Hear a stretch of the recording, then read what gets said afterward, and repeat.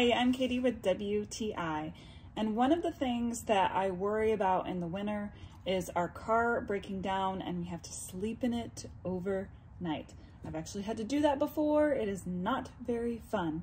So I try to get my car prepared and ready just in case this happens.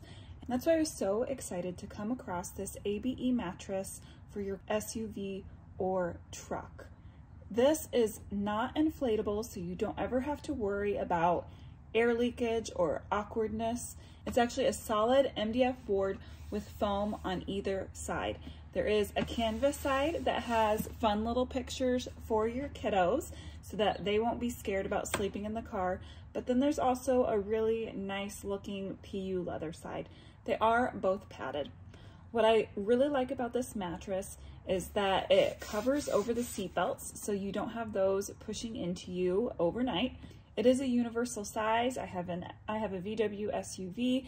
I had no issues with it. There's a cutout space for the console, and the sleeping area is extended and it's held on just by the headrests.